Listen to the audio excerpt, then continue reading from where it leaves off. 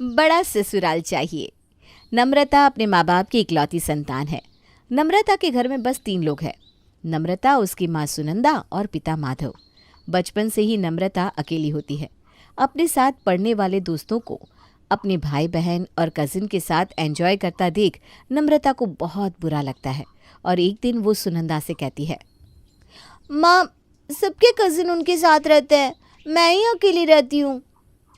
बेटा, सब joint family में रहते हैं और हम सिंगल फैमिली में रहते हैं। जॉइंट फैमिली में दिक्कतें भी कितनी होती है, तुझे क्या पता। अच्छा है कि हम सिंगल है। नहीं माँ, मुझे भी सबके साथ रहना है। जब मैं बड़ी हो जाऊँ तो मेरी शादी जॉइंट फैमिली में ही करवाना। सुनंदा हंसने लगती है। पहले तू बड़ी तो हो जा, फिर तेरी शादी का सोचेंगे। अभी से ही तुझे चिंता होने लगी। नहीं माँ, मैं जॉइंट फैमिली में ही शादी करूँगी। ठीक है पापा, तेरी शादी जॉइंट फैमिली में ही करेंगे बस। दिन बीतने लगते हैं। नम्रता बड़ी हो जाती है। नम्रता का कॉलेज खत्म हो जाता है। सुनंदा और माधव को नम्रता की चिंता होने लगती है। एक रोज़ माधव सुनंदा से कहता है, नम्रता की उम्र शादी लायक हो गई है। मुझे आजकल नम्रता की चिंता की वजह से नींद भी नहीं आती। अरे ऐसा क्यों सोच रहे हो जो तुम्हें नींद नहीं आ रही? इस उम्र में एक बाप सोच भी क्या सकता है। पता नहीं नम्रता को कैसा ससुराल मिलेगा। मेरी बच्ची कैसे रहेगी अनजान लोगों के साथ। उसके ससुराल वाले उसके साथ अच्छा व्यवहार करेंगे भी या नहीं, सोच सोच कर मेरा सर फट जाता है। हाँ, इस बात की फ़िक्र तो मुझे भी दिन रात लगी रहती है। कुछ भी हो, जब तक मेरी बेटी कमाने नहीं लगेगी तब तक मैं उसकी शादी नहीं करूँगी। कमाएगी तो अपने लिए कुछ कर पाएगी। माधव और सुनंदा ये फैसला करते हैं कि नम्रता को टीचर की पढ़ाई करवाएंगे और जब वो टीचर बन जाए तभी उसकी शादी करेंगे। बेटा, तुम टीचर की नौकरी की तैयारी करने लगो। जब तक तुम नौकरी नहीं करने लगोगी तब तक तुम्हारी शादी नहीं करेंगे हम। हाँ पापा, मैं भी यही सोच रही थी। मैं अपनी पूरी मेहनत करके नौकरी हासिल करके रहूँगी। नम्रता बीएड करने में लग जाती है और 2 साल में बीएड की पढ़ाई पूरी होती ही वो नौकरी के लिए एप्लीकेशन करने लगती है। कुछ ही दिनों में उसकी नौकरी भी लग जाती है। इधर जैसे ही सबको पता चलता है कि नम्रता को सरकारी नौकरी लग गई है तो उसके लिए एक से एक अच्छे रिश्ते उसके घर आने लगते हैं। लेकिन नम्रता सबको मना कर देती है, एक भी लड़के को हाँ नहीं करती। तब माधव नम्रता से कहता है, बेटा, ऐसे तेरी शादी कैसे होगी? तू तो सब लड़के को ना ही कर देती है। पापा, जितने रिश्ते आप मेरे लिए देख रहे हो ना, सबके सब सिंगल फैमिली से हैं। मुझे जॉइंट फैमिली में ही शादी करनी है। बस जो पहला रिश्ता जॉइंट फैमिली वालों के घर से आएगा मैं उसे हाँ कर दूंगी। माधव बेटी की जिद के आगे हार जाता है और नम्रता के लिए जॉइंट फैमिली देखता है। एक रोज़ अरुणा बाजार में सब्जी खरीद रही होती है। वहीं सुनंदा भी सब्जी ले रही होती है। दोनों की मुलाकात वहीं होती है और दोनों में बात होने लगती है। मैं रोज़ सुबह वॉक करने आती हूँ और सब्जी लेकर जाती हूँ। अच्छा बहन जी, अच्छा चलती हूँ, मेरे पैर में दर्द है, मैं रिक्शा कर लेती हूँ। वॉक करते करते घर चलते हैं, आपको अच्छा भी लगेगा। बातों ही बातों में सुनंदा को पता चलता है कि अरुणा की जॉइंट फैमिली है और अरुणा को समझ में आता है कि सुनंदा की एक बेटी है। अरुणा सुनंदा से कहती है, बहन जी, आपकी बेटी शादी लायक है और मेरा बेटा भी, तो क्यों ना हम रिश्तेदार बन जाए। आपने तो मेरे मन की बात छीन ली। अगले दिन अरुणा सुनंदा के घर नम्रता को देखने आती है और देखते ही कहती है, मुझे अपने बेटे के लिए जैसी लड़की चाहिए थी, नम्रता वैसी ही है, सुंदर, पतली और दुबली। मुझे इसके अलावा कुछ नहीं चाहिए। एक अच्छी बहू के सब लक्षण हैं नम्रता में। मेरी तरफ से भाई 110% हाँ है। इधर नम्रता भी शादी के लिए बस जॉइंट फैमिली सुनकर हाँ कर देती है। माधव अरुणा से कहता है, बहन जी, हमारी यहाँ से क्या होता है, एक बार बच्चे मिल लेंगे तब मैं अपना फैसला दूंगा। ठीक है, नम्रता और विशाल जहाँ चाहे वहाँ मिल सकते हैं। अगले दिन नम्रता और विशाल एक रेस्टोरेंट में मिलते हैं और दोनों शादी का फैसला लेते हैं। जॉइंट फैमिली की परेशानियों से अनजान नम्रता विशाल से शादी कर उसके घर चली जाती है। अपने स्वागत में इतने लोगों को देखकर नम्रता मन ही मन खुश होकर कहती है, शादी के बाद ही सही, कम से कम जैसी ज़िंदगी मैं चाहती थी वैसी जी तो पाऊंगी।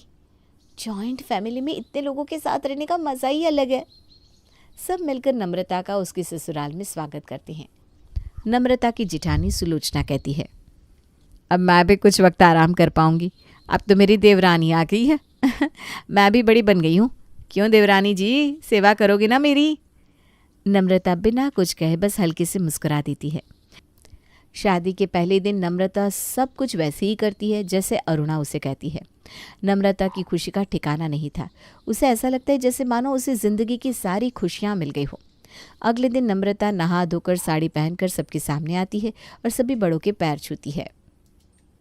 बहू, रोज़ अगर इसी तरह तुम पैर छूओगी तो तुम्हारी कमर तो धरी की तरी रह जाएगी। रोज़ सबके पैर छूने की ज़रूरत नहीं है। मम्मी जी, मैं तो जब शादी करके आई थी सबके पैर छूती थी। बड़ी बहू, नम्रता सिंगल फैमिली से आई है, इन सब की आदत नहीं है उससे बेटा। सुलोचना अंदर ही अंदर चिड़चिड़ा कर कहती है, आने के साथ ही सब इसकी तरफ हो गए और मेरी किसी को फिक्र नहीं। मैं अकेले सबके लिए खाना बनाती हूँ। अब नम्रता को भी अकेले ही बनाने दो। मुंह बनाती सुलोचना कहती है, मम्मी जी आज तो नम्रता की पहली रसोई है ना, मैं उसे रसोई में ले जाती हूँ। हाँ, तो नम्रता को रसोई दिखाकर सब बता दे। चलिए देवरानी जी, तैयार हो जाइए सबके लिए खाना बनाने के लिए। अब 20 लोगों का खाना बना लोगी ना? हाँ भाभी, मैं अपनी पूरी कोशिश करूँगी। सुलोचना नम्रता को रसोई में छोड़कर चली जाती है। नम्रता खुशी खुशी सबके लिए खाना बनाकर परोसती है। नम्रता के हाथों का खाना खाकर सब बहुत तारीफ करते हैं। खाना तो बहुत अच्छा बना है नम्रता। तुझे तो बस खाने से ही मतलब है। खाना तो सचमुच बहुत अच्छा बना है देवरानी जी। अब से ना तुम ही रोज़ नाश्ता बनाना। भाभी, मुझे खाना बनाने में कोई दिक्कत नहीं है, लेकिन सुबह मेरी स्कूल होगी। मैं दोपहर में आकर रात का खाना बना दूंगी। ओह, मैंने तो सोचा था कुछ दिनों तक मैं फ्री रहूँगी। मुझे क्या पता था कि मेरे नसीब में आराम नहीं है। भाभी, अभी 1 हफ्ते तक मेरी छुट्टी है, तब तक के लिए आप फ्री हो, मैं सारे काम कर लूँगी। नम्रता नई नई पूरे घर के काम खुशी खुशी करती। उधर सुलोचना खुद से कहती है, देवरानी जी तो बहुत तेज़ निकली, स्कूल के बहाने काम नहीं करेंगी। लेकिन सुलोचना भी कोई कम नहीं है, मैं भी उससे बराबर के काम करवाऊंगी। इतनी सीधी नहीं हूँ मैं देवरानी जी, धारदार तलवार हूँ मैं। देखते ही देखते 1 हफ्ता बीत जाता है और नम्रता स्कूल जाना शुरू कर देती है। स्कूल के पहले दिन नम्रता सुबह उठकर तैयार होकर अपना टिफ़िन लेकर अरुणा के पैर छूकर स्कूल के लिए निकलती ही है कि तभी सुलोचना कहती है, देवरानी जी रात का खाना तुम्हें बनाना है, भूलना मत। ये मत सोचना कि टिफ़िन और नाश्ते की तरह तुम्हें रात का खाना भी बैठे बिठाए मिल जाएगा। पहली बार ऐसी बातें सुनकर नम्रता का गला भर आता है, लेकिन खुद को कंट्रोल करते हुए कहती है, हाँ, मुझे याद है भाभी। शादी के बाद स्कूल पहली बार जाने से स्कूल में बहुत काम होते हैं। दिन भर काम करके नम्रता बहुत थक जाती है और घर जाते वक्त उसकी बैटरी पूरी तरह से डाउन हो जाती है। घर आते ही जैसे नम्रता बैठती है, सुलोचना उसे काम बताने लगती है। देवरानी जी कपड़े पड़े हैं धोने में, कल मैंने सबके कपड़े धोए थे, आज तुम्हें धोने हैं। पहले जाकर कपड़े धो लो वरना धूप चली जाएगी तो सूखेंगे नहीं। जी भाभी, बस जाती हूँ। नम्रता पानी तक पिए बिना अपना बैग रखकर कपड़े धोने लगती है। कपड़े धोकर नम्रता नहाकर शाम में दोपहर का खाना खाती है। माँ के घर में हाथों में खाना मिल जाता था और कोई इतना सुनाता भी नहीं था। खाने के पहले बनाने की चिंता हो रही है अब तो। नम्रता जल्दी जल्दी खाना खाती है। उठने की भी हिम्मत नहीं हो रही। जल्दी से खाना खा ले नम्रता, फिर तुझे खाना बनाना भी तो है। नम्रता झटपट खाना खाकर रसोई में लग जाती है। एक तरफ वो खाना बनाती है, दूसरी तरफ स्कूल से लाए हुए बच्चों के एग्ज़ाम की कॉपी चेक करती रहती है। खाना बनाकर नम्रता सबको परोसती है, लेकिन मजाल है कि सुलोचना उसकी मदद करते। सुलोचना सबके साथ बैठकर खाने लगती है, लेकिन किसी को एक गिलास पानी तक नहीं पकड़ाती। सब कोई खाकर टीवी देखने लगते हैं। वहीं नम्रता अकेली रसोई में बर्तन धोती है और रसोई की साफ सफाई करती है। ये सब करते करते उसे रात के 12 बज जाते हैं। 12 बज के? पता ही नहीं चला। बहुत थक गई हूँ। आज तो मेरा फेवरेट सीरियल भी छूट गया। सो जाती हूँ, नहीं तो कल स्कूल जाने के लिए उठ भी नहीं पाऊँगी। नम्रता अपने कमरे में जाते ही सो जाती है और विशाल उससे बात करने की राह देखता रह जाता है। नम्रता तो सो भी गई, इस तरह तो हम एक घर में होकर भी एक दूसरे के लिए तरसते रह जाएंगे। विशाल नम्रता से नाराज हो जाता है और इधर बेचारी नम्रता फिर अगले दिन उठकर उसी भाग दौड़ में लग जाती है और आज फिर से उसके सीरियल्स भी छूट जाते हैं। रात को कमरे में जाकर वो विशाल से कहती है, विशाल मुझे माफ़ कर दो। मुझे पता है तुम मुझसे नाराज़ हो, लेकिन मैं क्या करूं, मैं बहुत थक जाती हूं। इतना काम करके मेरा शरीर साथ नहीं देता, यहाँ तक कि मैं अपना फेवरेट सीरियल भी नहीं देख पा रही हूँ। कम से कम सीरियल देखने के बहाने आँख खुली रहती थी, लेकिन इतना थक कर हॉल में बैठकर कौन ही टीवी देखेगा। तुम्हारी इस नौकरी में लगता है हमारी पर्सनल ज़िंदगी खराब हो जाएगी। विशाल मुंह घुमाकर सो जाता है और नम्रता रोने लगती है। मुझे कुछ करना होगा, वरना मेरा विशाल मुझसे दूर हो जाएगा।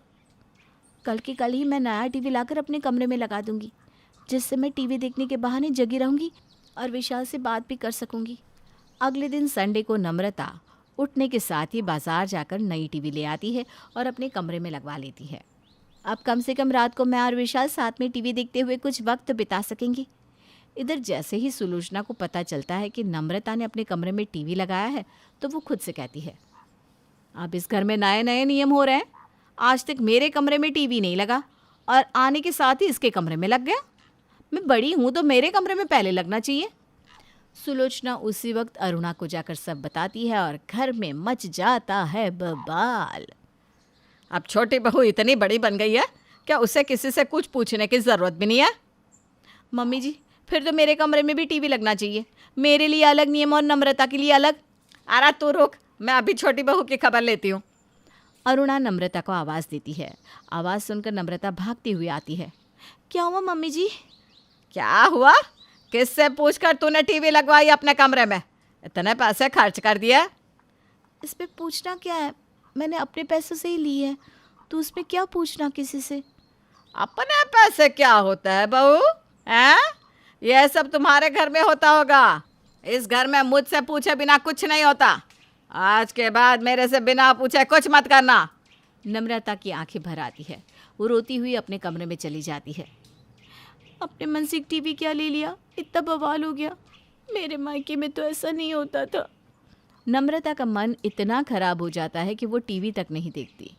अगले दिन सुबह नम्रता को उठने में देर हो जाती है और वो जल्दी जल्दी नहाकर बाथरूम साफ करती है और सुलोचना को मौका मिल जाता है उसे नीचा दिखाने का।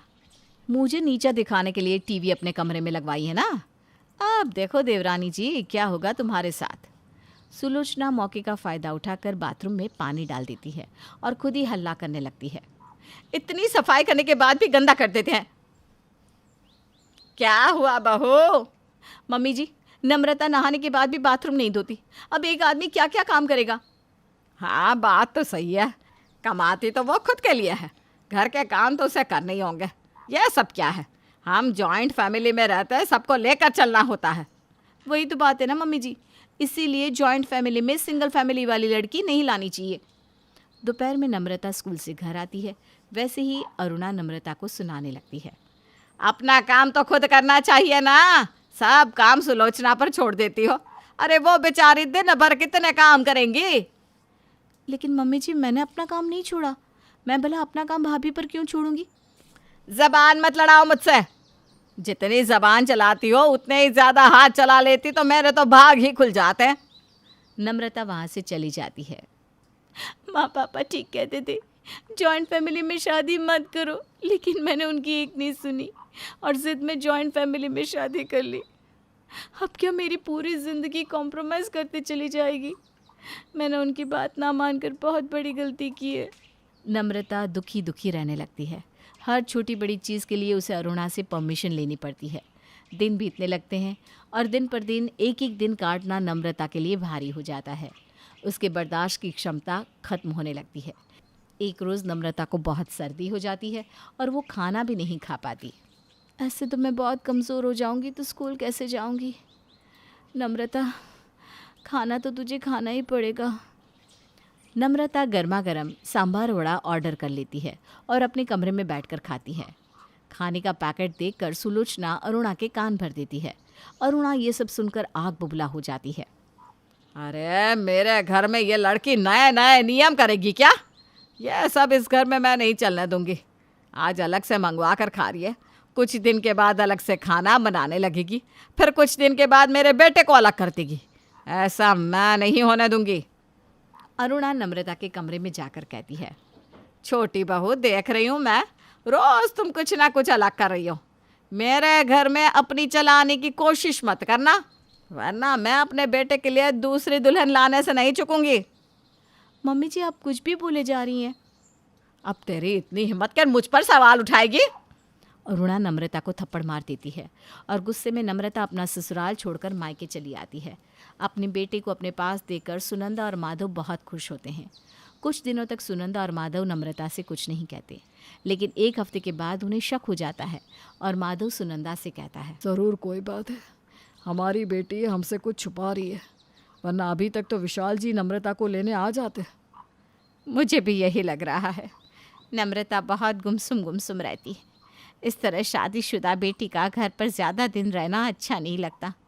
हमें उससे बात करनी होगी। माधव और सुनंदा नम्रता से बात करते हैं और नम्रता भी उन्हें रोते रोते सब कुछ बता देती है। पापा, आपकी बात ना मानकर मैंने बहुत बड़ी गलती की है। जॉइंट फैमिली में रहना हर रोज़ खून की घूंट पीने के बराबर है। अब मैं अपने ससुराल वापस नहीं जाऊंगी, हम दोनों के साथ ही रहूंगी। तुम्हारा दिमाग तो सही है ना बेटी, इस तरह से छोटी छोटी बात पर घर छोड़कर नहीं आ जाते। तुझे अपने ससुराल वापस जाना होगा बेटा। पति पत्नी में तो कितना कुछ होता है, लेकिन वो दोनों आपस में एक कमरे में उसे सुलटा लेते हैं। फिर से तुम एक गलती कर रही हो। तुम अभी अपने ससुराल वापस जाओ और सब बात खत्म कर दो। बेटी का घर उसका ससुराल ही होता है बेटा। घर परिवार में थोड़े कॉम्प्रोमाइज़ तो करने पड़ते हैं, इस तरह से घर नहीं छोड़े जाते। ठीक है, आप लोग यही चाहते हैं तो मैं चली जाऊंगी। नम्रता अपने ससुराल वापस चली जाती है। ससुराल जाती ही सुलोचना उसे ताना देते हुए कहती है, लौट के बुद्धू घर को आए। बहुत तेवर दिखाकर कोई यहाँ से गया था, क्या हुआ, आखिर आना पड़ा ना। नम्रता सुलोचना को कुछ कहे बिना अरुणा के पैर छूती है और माफ़ी मांगते हुए कहती है, मम्मी जी मुझे माफ़ कर दीजिए, मुझे इस तरह से घर छोड़कर नहीं जाना चाहिए था। अरुणा नम्रता को उठाते हुए कहती है, बहू तुझे माफ़ी मांगने की ज़रूरत नहीं है, मैंने कुछ ज़्यादा ही गुस्सा कर दिया था तुझ पर। और इस तरह से बात आई गई हो गई। अरुणा नम्रता को गले लगा लेती है और इधर सुनंदा माधव से कहती है, कहीं हमने अपनी बेटी को ज़बरदस्ती उसके ससुराल तो नहीं भेज दिया। सच में वो बड़ी मुसीबत में वहाँ से आई थी, और अगर कोई गलत कदम उठा लेगी तो हम क्या करेंगे। चलो हम उसके ससुराल चलते हैं। इधर माधव और सुनंदा नम्रता के ससुराल आने के लिए निकलते हैं। उधर सुलोचना नम्रता और अरुणा के बीच में सब कुछ ठीक होता देखकर खुद से कहती है, कुछ कर सुलोचना, वरना तेरे हाथ से सब गया। मम्मी जी, आपने बड़ा दिल रखकर माफ़ तो कर दिया, लेकिन क्या नम्रता अपने कमरे से टीवी निकालेगी भी? इतने में ही सुनंदा और माधव वहाँ आते हैं। मेरी बेटी कोई कॉम्प्रोमाइज़ नहीं करेगी, वो हमारे साथ अपने मायके में ही रहेगी। चल मेरी बच्ची, हम तुझे लेने आए हैं। एक टीवी के लिए मेरी बच्ची को इतना सुना रहे हैं आप? चल नम्रता, यहाँ से वापस अपने घर चल। माँ, तुमने ही कहा था ना, ससुराल ही बेटी का घर होता है, और अब मैं अपने ससुराल में रहना और एडजस्ट करना सीख गई हूँ। ससुराल बड़ा मुझे चाहिए था, तो प्रॉब्लम भी बड़े बड़े मुझे ही सुलटाने सीखने होंगे ना। अब मेरा घर यही है और मैं यहीं रहूँगी। माँ पापा आप घर जाओ, आपकी बेटी अपने घर में खुश है। सुनंदा और माधव खुशी खुशी अपने घर चले जाते हैं और कुछ ही दिनों में नम्रता जॉइंट फैमिली के तौर तरीके और उसमें एडजस्ट करना सीख जाती है।